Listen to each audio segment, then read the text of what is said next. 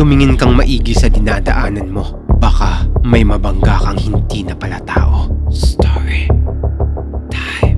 Ako si Allen. Nangyari ang nakakatakot na karanasan kong to noong 2020 sa campus namin sa Bulacan State University. Hindi pa nagsisimula ang lockdown nito. Ako yung tipo ng tao na hindi talaga naniniwala sa mga spirito o sa mga sinasabi nilang mga multo.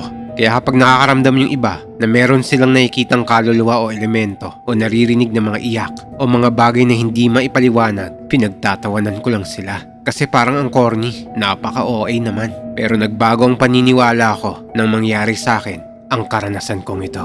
Ang schedule ko sa school namin, kapag Tuesday, ang uwi namin ay 7 PM. Pero maaga kami laging dinidismiss ng prof namin. Kaya ang ginagawa namin, nagpupunta muna kami sa Graceland para kumain o maglaro sa computer shop ng LOL o League of Legends. Nang araw na to, natapos kaming maglaro ng almost 7:30 PM. Nagsiuwian na yung iba kong kasama. Ako naman, kailangan ko pang pumasok ulit sa campus namin sa BSU para dun dumaan pa uwi dahil sa third gate ako sumasakay. Mabilis akong lumakad pag mag-isa lang ako, yung tipong patakbo na. Medyo umuulan din kasi ng gabing to. Kaya pasilong-silong ako sa mga madadaanan kong corner. Pagpasok ko sa campus namin, sa law building ako dumaan para pumasok ng Rojas Tunnel. Wala na akong mga estudyanteng nakikita ng gabing to.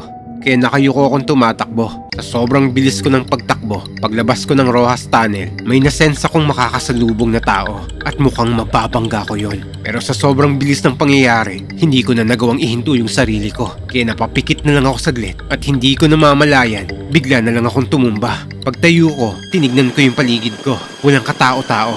Ang tanging naririnig ko lang ay yung papalakas na buhos ng ulan. Kaya sabi ko na lang sa sarili ko, baka guni-guni ko lang yon.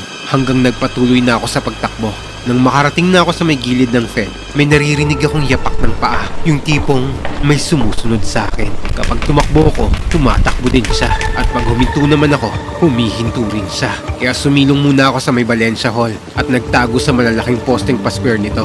Baka kasi may nagpa-prank lang sa akin. Habang nagtatago ako, pinakiramdaman ko muna yung paligid ko. Tumingin ako sa may glass door ng Valencia para makita ko kung sino yung sumusunod sa akin. Pero kinilabutan ako kung may nakita akong nag-reflect na hindi ko ma-explain kung ano yun. Basta nakadress siya na kulay puti. Hindi ko maaninag yung mukha niya. Malabo na siya sa paningin ko. Nung makita ko yun, dito na nagtaasan yung mga balahibo ko. At hindi na ako makagalaw sa kinatatayuan ko.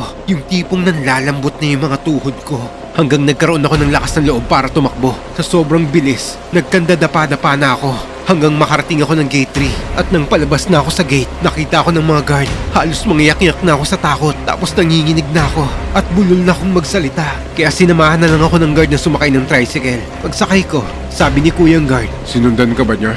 Pagka ganun, mag-sorry ka kapag nabungkubo sila. Sige na, mag-iingat ka. Tapos umalis na yung tricycle. Mas lalo akong natakot sa sinabi ni Manong Guard. Tapos tinandaan kong maigi yung mukha niya para tanungin siya kung anong ibig sabihin niya sa sinabi niya sa akin kagabi. Kaya pagpasok ko kinabukasan, hinanap ko siya sa isang guard na kasama niya nung gabing yun. Kuya, nasaan na yung guard na kasama mo rito kagabi? Ha? Ako lang mag-isa rito kagabi. Sino yung kumausap at naghatid sa akin sa tricycle kagabi? Ewan, nakita kita hingal na hingal kagabi. Tapos para kang nagsasalita mag-isa. Akala ko nga may pinapractice kang drama sa school nyo eh. Basta, may isa kang kasamang guard kagabi. Ba't ba ang kulit mo? Wala nga. Ano bang itsura nun? Basta halos kasing tangkad ko lang eh. Sandali, Kinuha ni Kuyang Guard yung cellphone niya at may pinakita siya sa aking picture. siya ba yung nakita mo kagabi? Oh, siya nga. Nasaan na siya? Imposible. Matagal nang patay tong kabady ko. Nanlaki yung mata ko sa sinabi ni Kuya dahil imposible yun. Kitang-kita ng dalawang mata ko yung mukha ng gwardya na naghatid sa akin kagabi. Mabait tong kabady ko. Hayaan mo, hindi ka nun sasaktan kapag nakita ka niya ulit. Basta huwag ka na lang maingay sa nangyari para hindi maging katakutan ng iba. Sige na, pumasok ka na. Simula ng araw na to, dito ko na naiintindihan yung mga nakikita ng iba at hindi na rin ako natatawa kapag may nakikita sila.